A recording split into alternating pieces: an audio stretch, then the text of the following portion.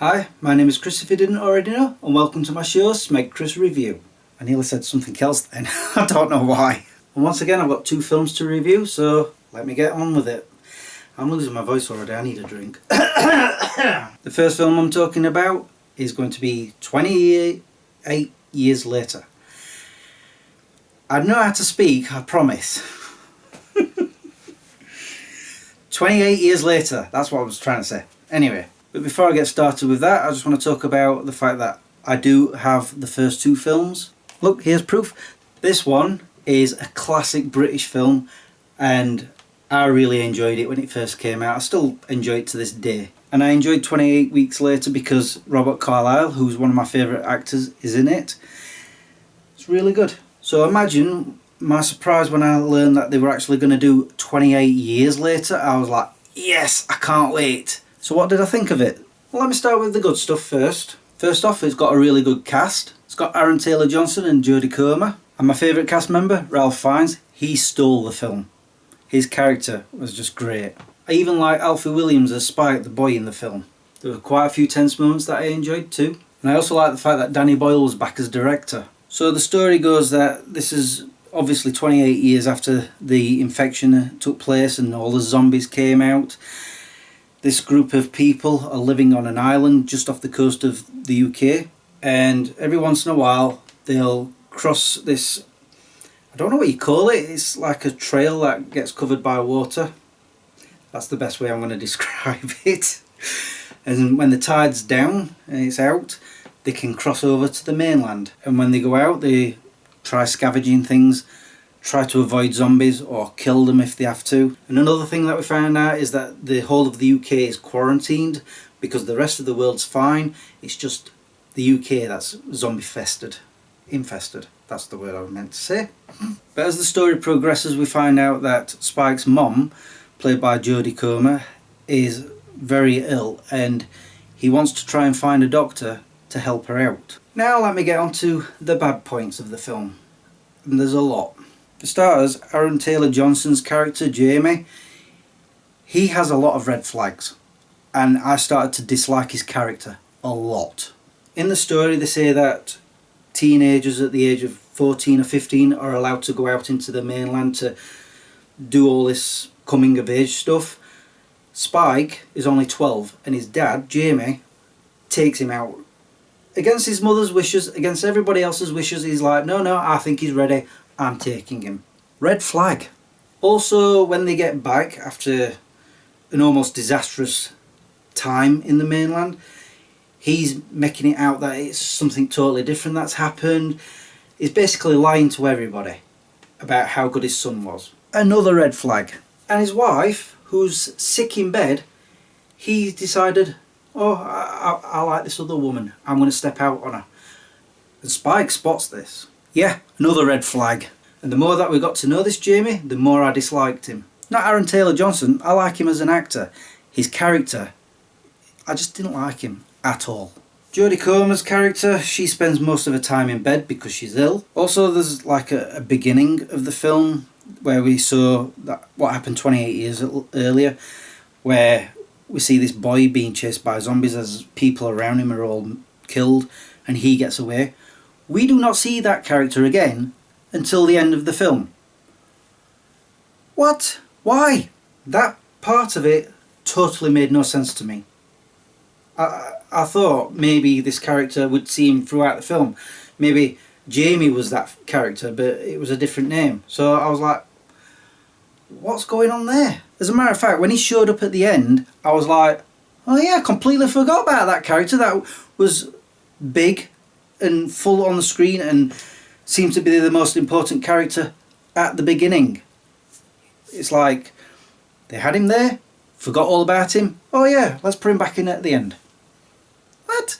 The story wasn't that great. This was kind of bland, a lot of talking, some running here and there, but not much else. But like I said, there were some good tense moments. We discovered this new type of zombie called the Alpha. I wouldn't say scary, but tough. But nothing we've never seen before. Remember Zombieland Double Tap and they had the T-800s? Basically one of them. Also, there's a good scene on a train, but there's a part of it where you can see that they're trying to set up the next two films, because apparently 28 Years Later is the first part of a trilogy.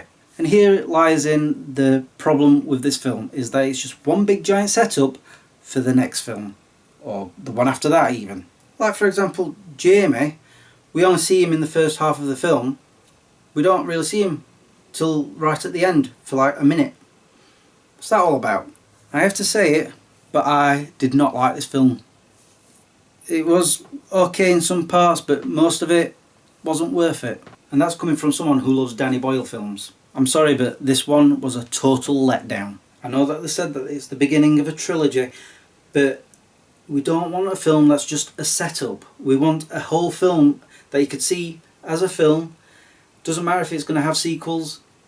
We wanted entertainment from that one, not a prelude to the rest. And because of that, I don't have high hopes for the next two. I really don't. And so I give 28 Years Later a... I'm sorry, but it's not that good. I honestly came out of the cinema feeling very deflated and thinking I should have just waited for the DVD. Okay, now on to my review of Megan 2.0. And I just want to point out, I only just saw the first one about a month ago. And I did enjoy it. It wasn't that scary. I was expecting it to be more scary, but it wasn't. But it was no less entertaining. I thoroughly enjoyed it. So I was pretty excited to go see Megan 2.0. And at least this time, it didn't disappoint. I really enjoyed it. Everybody who was in the first one returned for this one. There's an even better storyline here than there was in the first one, because Megan now no longer is just a horror character, she's more of an action hero. Sorry, spoilers. I'm sure you've seen it in the trailers. So the story is that there's another robot going around murdering people and is on the search for something, and so they need to try and fight her. And what better way than to bring back Megan, who's not actually gone. She's still around, but in secret. And I enjoyed the fact that these characters that she terrorised in the first film start working alongside her and start to actually like her. And so once she's got her robot body back, taller, because that's what she asked for, things kick up a gear. I have to be honest though, every time I saw Amelia, the bad robot, I kept getting TX vibes, you know, from Terminator 3, the female Terminator. Although she didn't have the same powers, I mean she couldn't shapeshift or anything like that. But the way she held herself on the screen, it just felt like that. But that's no bad thing, I actually enjoyed her character. And as the story developed, I got more invested in it because it became more enriched and more interesting. Although there was a true bad guy in the film and I was already getting the vibes from this person before it was revealed, and I'm like, yeah, I knew it. And the humour in it, not just myself but the audience that was in the cinema with me, we were laughing out loud when I was laughing out loud. There were some really comical moments. And another thing about this film is it's on longer than the original.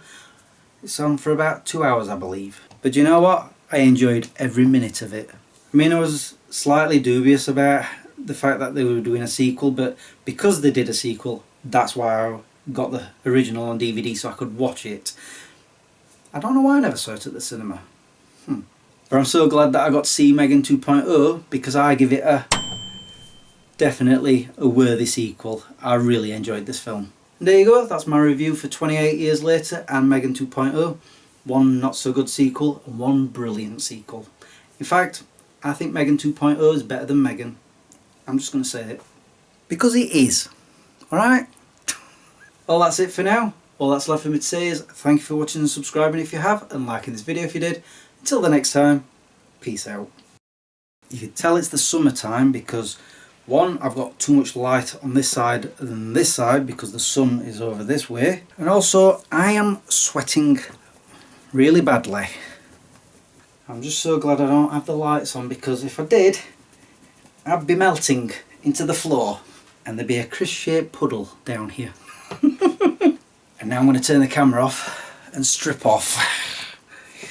You don't want to see that.